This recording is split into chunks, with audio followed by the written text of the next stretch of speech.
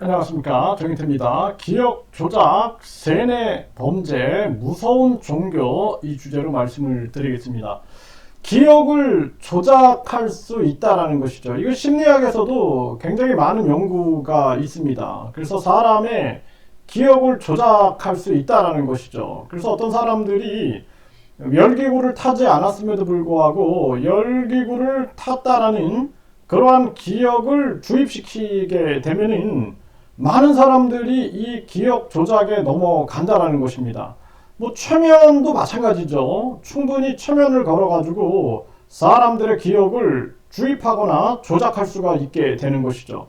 그래서 반사회적인 이 종교들이 보면은 이 기억 조작, 그러니까 심리학에서 이 악용해서는 안 될 그러한 부분들을 악용하게 되는 것이죠. 그래서 기억을 조작하고 그리고 이 자신을 신격화된 그러한 정황에서는 신도들이 그 교주의 말을 절대 명령, 절대 진리로 믿게 되죠. 그러다 보니까 상대적으로 지위가 낮은 신도들 입장에서는 기억 조작, 심리 조작의 대상이 되게 되는 것입니다. 그래서 기억도 사라져버리기도 하고 기억이 조작이 돼가지고 이것이 범죄에 악용되는 경우가 있다라는 것이죠. 그리고 이 세뇌 범죄, 모든 사이비 종교들이 보면은 세뇌를 시켜가지고 범죄를 저지르게 됩니다. 그러니까 세뇌만 돼서 예를 들어서 그 교주를 신으로 이렇게 믿게 되는 순간 모든 걸 다 바치게 되는 거죠. 몸도 바치고 정신도 바치고 재물도 바치고 시간도 인생도 다 바치게 되는 것입니다.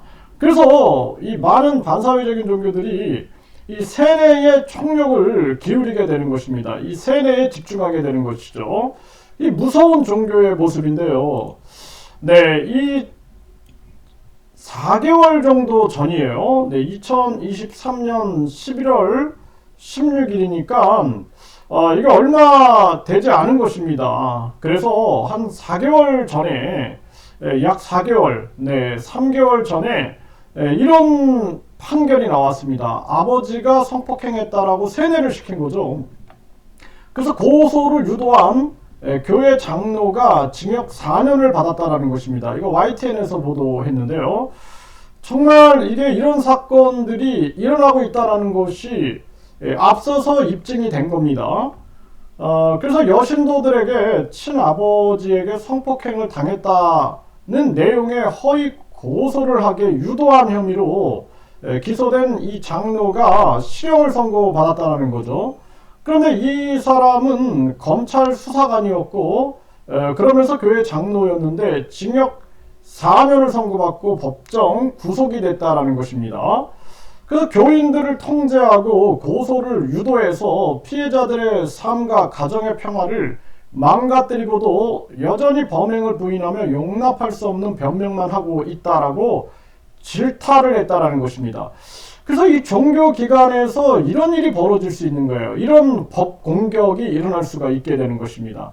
그래서 내가 신인데 저주를 하다 못해 뭐 다음 생에 뭐로 태어난다 뭐 이런 저주도 할 수 있죠. 그것도 하다 못해 이렇게 이제 법 공격을 해야 되는데 이거를 허위 고소사주, 허위 고발사주를 하게 될 수 있다라는 것입니다.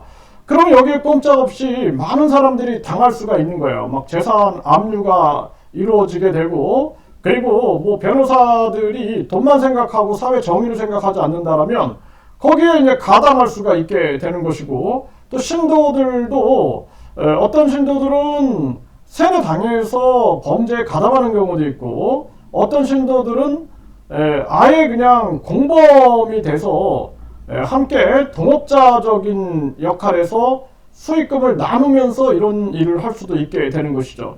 그럼 많은 사람들이 이런 기억 범죄, 기억 조작 범죄나 이 세뇌 범죄에 노출될 수 있다는 것입니다. 굉장히 위험한 사회로 가게 되는 것인데요. 그래서 많은 사람들이 이렇게 당하고도 정신을 차려야 되는데 정신을 못 차리는 경우도 있고 그리고 거의 인생을 포기하는 그러한 경우도 발생이 된다는 것입니다. 이 심각한 문제가 아닐 수가 없는 거죠.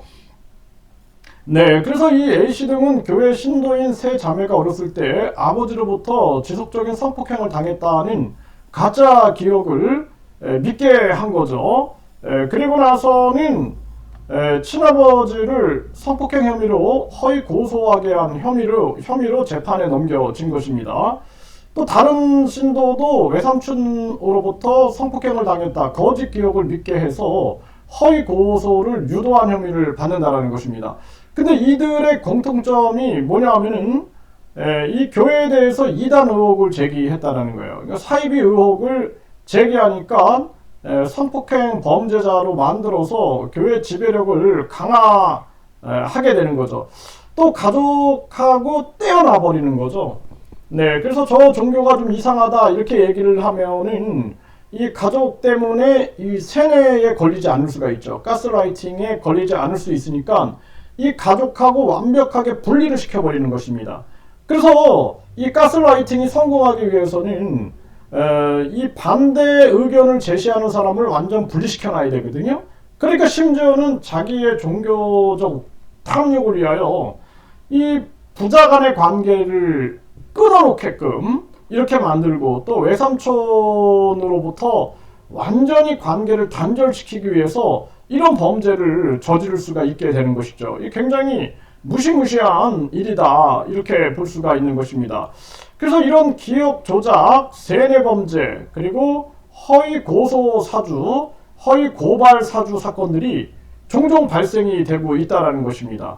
그렇게 되면은 이 피해자들이 뭉쳐가지고 이거를 대항을 해야 되는데 도리어 이간질에 빠지게 되고, 도리어 문제를 해결해 줄 그런 사람들을 욕을 하고 이간질에 빠지고 교란술에 빠져가지고 아주 더 혼란스럽게 만들어서 문제를 해결하지 못하고 자멸해버리는 그러한 경우도 많다라는 것입니다.